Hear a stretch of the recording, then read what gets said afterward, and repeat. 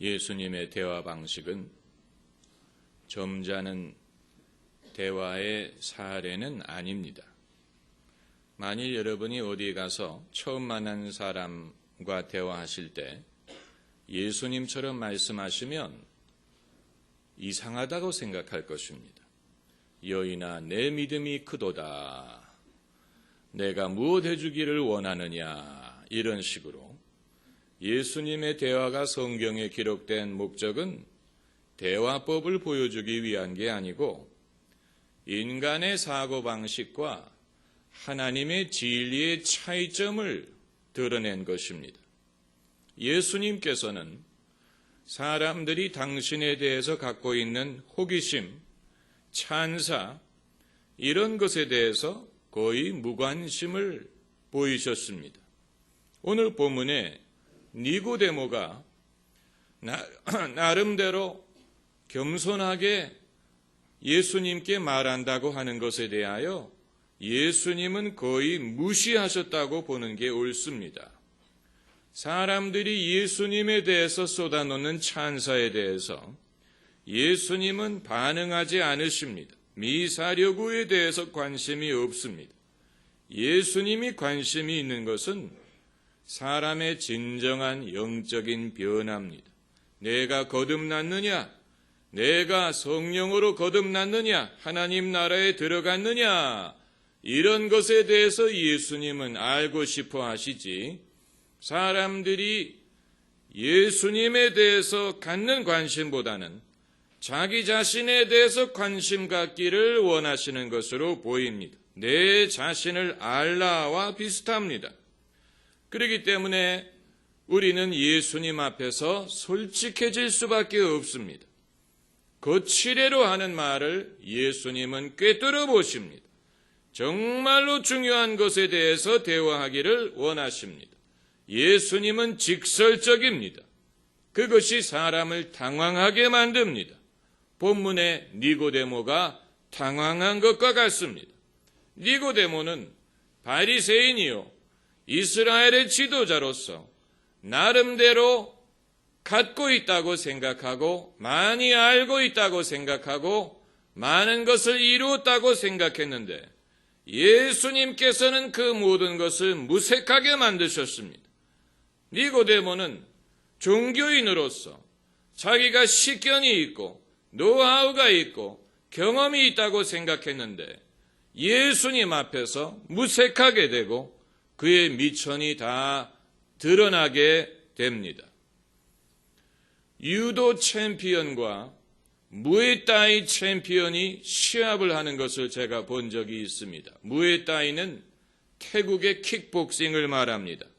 유도는 본질상 상대방의 옷깃을 잡고 던지는 운동이 아닙니까? 그런데 이 무에타이 선수가 잡을 옷깃이 하나도 없는 몸에 착 달라붙는 옷을 입고 그리고는 발로 차고 주먹으로 치면서 공격을 하니까 유도 선수가 할 수 있는 일이 하나도 없었어요. 결국은 유도 선수도 발로 차더라고요. 그건 유도가 아닙니다. 유도 챔피언이 자기가 배운 기술을 하나도 쓰지를 못하는 것입니다. 그것은 격투기의 세계는 어떤 한 가지 운동의 규칙만을 적용하는 것이 아니기 때문에 자기가 지금까지 배우고 잘한다고 생각하는 것을 쓸 수가 없는 새로운 환경에 적응할 수밖에 없는 그런 상황이 되어버린 것입니다. 신앙도 이와 비슷한 면이 있습니다. 우리나라 대학 교육이 직장에 필요한 기술을 가르치지 못한다는 것은 이미 우리가 잘 알고 있는 것입니다. 그렇기 때문에 입사하면 새로운 기술을 배워줘야 됩니다. 그동안 알고 있다고 생각했던 것들을 버려야 비로소 실제로 필요한 기술을 터득할 수가 있는 것입니다. 그건 우리나라의 교육에만 있는 문제가 아니고 모든 교육이 갖고 있는 문제입니다. 신학교도 마찬가지입니다. 사람들이 신학교에 대해서 오해하고 있는 것들이 몇 가지 있는데, 첫째는 신학교를 가면 성경을 많이 가르쳐 준다는 것이고, 둘째는 신학교를 가면 신앙이 자란다는 것이고, 세 번째는 신학교를 가면 목회 노하우를 배운다는 것인데, 이 셋 다 사실이 아닙니다. 그럼 신학교를 왜 가느냐? 가야 되기 때문에 가는 것입니다. 가야 목사 안수를 주기 때문에 가는 것입니다. 안 가는 것보다는 낫기 때문에 가는 것입니다. 신학교를 나와야 성도들이 신뢰를 하기 때문에 가는 것입니다. 그러나 성경을 배우는 것은 교회에서 배우는 것이고, 자기 스스로 성경을 읽으면서 배우는 것입니다. 신앙이 자라나는 것도 교회 생활을 통해서 자라나는 것이고, 자기의 신앙 생활에 따라서 신앙이 성장하는 것입니다.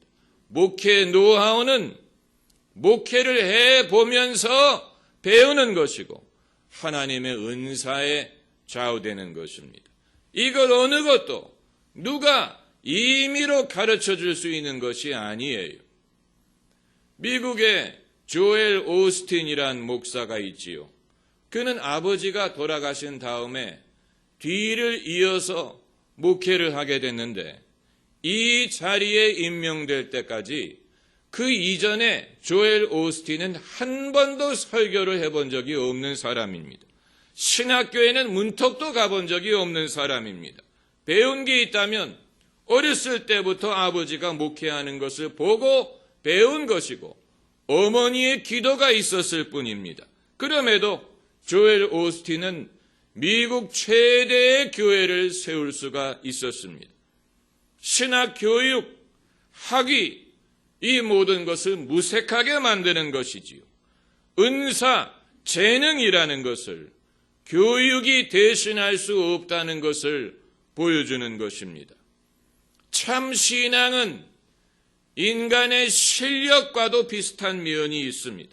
신앙을 실력에 비교하는 것은 어폐가 있지만, 예컨대 절대음감이라는 것, 음악을 하려면, 특별히 현악을 하려면 절대음감이 있어야 되는데, 그건 누가 가르쳐 줄 수 있는 것이 아닙니다. 타고나는 것입니다. 절대음감은 연습을 많이 한다고 익힐 수 있는 게 아니고, 사람이 태어날 때부터 귀가 발달해서 절대음감이 있는 것입니다. 그건 누가 가르쳐 줄 수 있는 것이 아닙니다. 또 하나는 창의력입니다. 미적 감각, 이런 것은 타고나는 것이지 누가 가르쳐 준다고 얻을 수 있는 것이 아닙니다. 가르칠 수 있다고 생각하는 것이 미련한 것입니다. 현재 한국의 공교육이 창의력을 교육하겠다, 그건 우스운 일입니다. 그냥 학생들을 내버려 두는 것이 차라리 창의력을 키우는 데 도움이 됩니다. 학생들이 놀도록 내버려 두는 것이 낫습니다. 사람이 놀면서 창의력을 키우는 것이지요. 그게 아니고 지금처럼 공부와 공부만을 강조하는데 창의력이 무슨 도움이 됩니까? 창의력이 많은 학생일수록 성적에 방해가 됩니다. 이것이 우리 교육의 문제예요. 창의력은 타고나는 것인데 선생이 그것을 인정하고 발굴하고 키울 수 있도록 장려하는 것뿐입니다. 그리고 창의력을 개발하려면 사람이 자기의 창의력을 사용해도 먹고 살 수 있는 사회를 만들어주는 것입니다. 그리고 남을 모방하고 흉내내지 않아도 자기의 것을 찾을 수 있는 개성을 인정해줘야 되는 것입니다. 그런데 오늘날처럼 사람들이 우르르 여기로 몰려가고 저기로 몰려가는 한 문화도 세울 수가 없고 창의력도 기대할 수 없습니다. 문화는 유행이 아니에요. 대한민국은 유행이 지배하는 사회입니다. 학원도, 교회도, 음악도 유행이 지배합니다. 유행을 따라가지 않아도 사람이 자기의 소신과 자기의 확신과 자기의 재능을 발굴하고 개발하고 사람들이 장려하고 그것을 좋아할 수 있는 그런 사회가 될 때 진짜 문화가 가능하고 진짜 창의력이 가능하고 사람이 자기의 은사대로 실력대로 살 수 있는 시대가 될 것입니다마는 유행이 모든 것을 지배할 때에는 사람은 남을 부러워하고 남을 따라가려고 하고 남을 흉내내려고 하고 남이 가진 것은 내가 가져야 된다고 생각하고 남과 비교하고 결국은 내가 사는 것이 아닌 남이 살아주는 이상한 그런 사회가 될 수밖에 없는 것입니다. 우리는 내가 아닌 남이 보는 나를 의식하면서 삽니다. 이 시대가 나 중심의 사회라고 사람들은 생각할지 모르지만 내가 중심이 아니고 남이 보는 나를 중요하게 생각합니다. 그래서 옷을 입어도 남이 봐주는 옷, 차를 타도 남이 인정해주는 차, 이런 식으로 남이 내 삶을 정의하는 그런 사회가 돼가고 있는 것은 그것은 심히 유감스럽고 그것처럼 복음의 진리에서 멀어지는 것이 없습니다. 결국 남이 보는 나에 집착한다는 말은 남이 나를 의롭게 생각해주고 남이 나를 좋다고 평가해 주는 것에 목을 건다는 얘기입니다. 하나님이 보시는 게 아니고 하나님이 보시는 나의 중심, 하나님이 보시는 나의 믿음이 아닌 남에게 보이기 위한 구제를 해도 기도를 해도 무엇을 해도 남에게 보이기 위한 삶이 된다면 예수님이 바로 그런 것을 비판하지 않으셨습니까? 남에게 보이기 위하여 의의를 행하는 것에 대해서 비판하셨는데 그건 2000년 전에 유대인들의 문제인 것뿐만이 아니고 오늘날 우리의 문제요. 대한민국의 문제요. 대한민국의 기독교인들의 문제인 것입니다. 제가 할 수 있게 되기 전까지는 늘 신비하다고 생각했던 것들이 몇 가지 있었습니다. 첫째는 노래 부를 때 비브라토를 내는 것이었습니다. 저는 그게 항상 신기했습니다. 왜냐하면 저는 안 됐기 때문에. 그래서 목소리를 비브라토 낼 수 있는 사람에게 물어봤습니다. 어떻게 하면 그렇게 할 수 있느냐. 그런데 그건 알려줄 수 있는 게 아니었어요. 그건 누구에게 배울 수 있는 게 아니고 할 수 있는 사람은 하고 못하는 사람은 못하는 것이었습니다. 그런데 제가 실험을 해봤더니 노래 부를 때 몸을 약간 흔들면 비브라토 비슷한 것이 나기는 합니다. 그런데 사실은 몸을 흔드는 게 아니고 성대가 떠는 것이죠. 제가 찬양 인도를 많이 하면서 목소리가 완전히 갈라질 때까지 찬양 인도를 하고 나니까 성대 떠는 법을 약간 터득을 했습니다. 그래서 옛날에는 신기하게만 생각했는데 가끔은 저도 노래 부를 때 비브라토가 나옵니다. 참 그 장족의 발전을 한 것이죠. 그리고 또 하나 제가 신기하게 생각했던 것은 방언입니다. 제가 방언을 못할 때는 방언하는 사람은 완전히 천사처럼 보였어요. 와, 방언을 할 때 느낌이 어떨까? 도대체 어떤 감동이 와서 방언을 할 수 있다는 얘기인가? 도대체 성령이 사람의 입술을 주장하신다는 말인가? 참 신기하게 생각했습니다. 아주 남의 일처럼 요원하게 보였습니다. 그런데 거듭남도 이와 비슷합니다.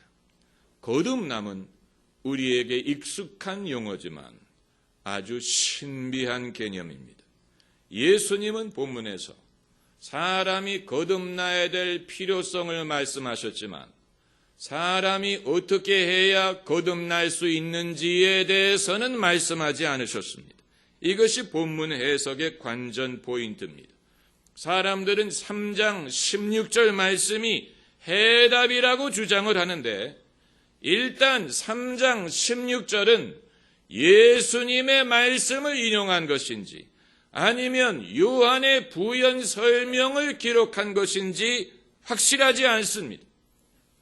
이게 예수님의 말씀이 아닌 요한의 설명일 가능성이 있습니다. 왜냐하면 요한복음에서는 예수님의 말씀이 어디에서 끝나고 요한의 설명이 어디서 시작하는지를 구별하기가 어려운 면이 있습니다. 그리고 설사 16절이 예수님의 말씀이라고 하더라도 16절은 구원에 대한 말씀이지 거듭남에 대한 말씀은 아닙니다.